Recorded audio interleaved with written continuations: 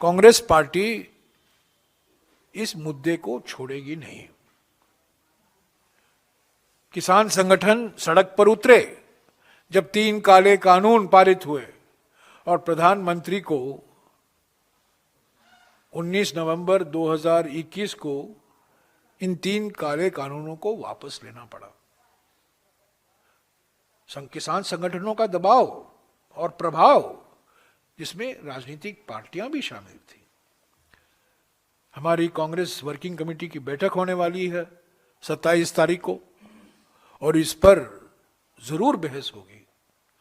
और मैं उम्मीद करता हूं कि उस बैठक के बाद क्या हमारा एक्शन प्लान है इस मुद्दे को लेकर जनता के बीच जाने के लिए, ये संदेशा पहुंचाने के लिए कि कानूनी हक छीना गया है, ये मजदूर विरोधी सरकार है, मजदूर विरोधी प्रधानमंत्री हैं,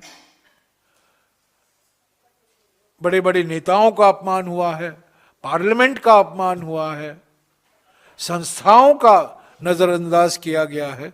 ये सब किस तरीके से राष्ट्रीय स्तर पर, राज्यों में, जिलों में, अलग अलग पंचायतों में कांग्रेस पार्टी क्या अभियान चलाएगी, उस पर विचार विमर्श होगा।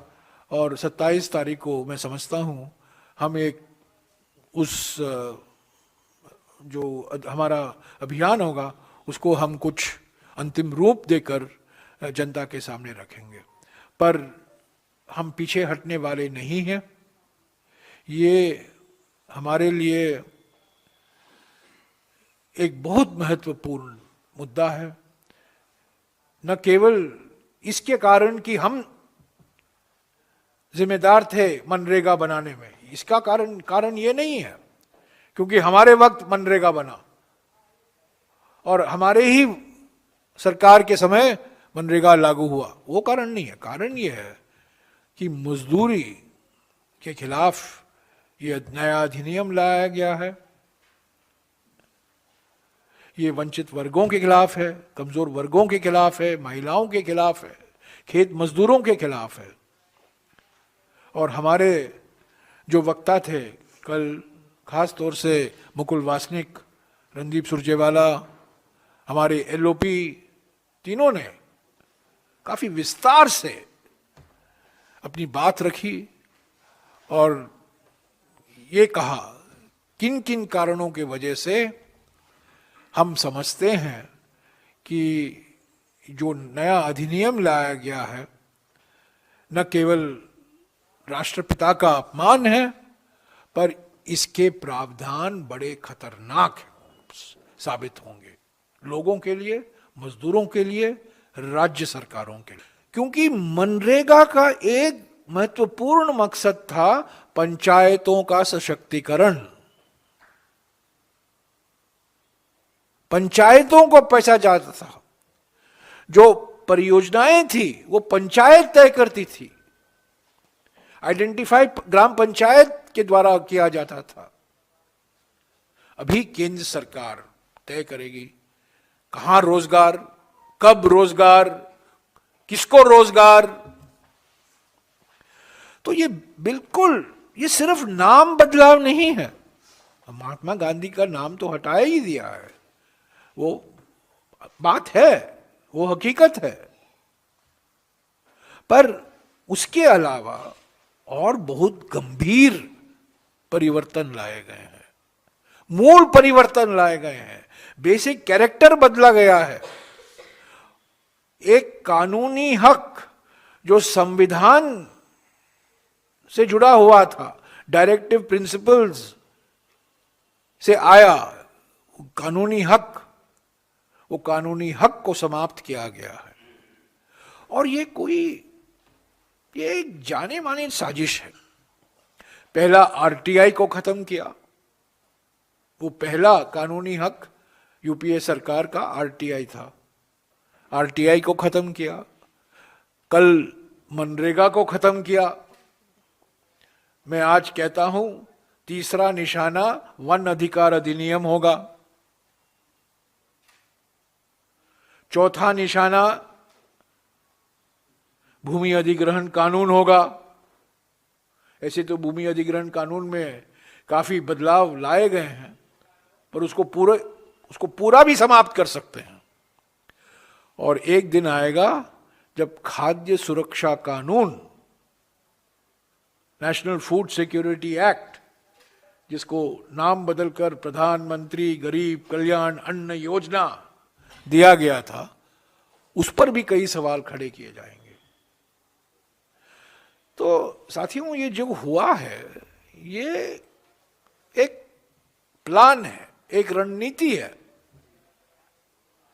ये जो अधिकार दिए गए थे लोगों को, रोजगार का अधिकार, सूचना का अधिकार, आदिवासियों के लिए जमीन का अधिकार, किसानों के लिए अपने जमीन का अधिकार, गरीब परिवारों के लिए, जरूरतमंद परिवारों के लिए खाद्य सुरक्षा का अधिकार, ये सब समाप्त किए जा रहे हैं।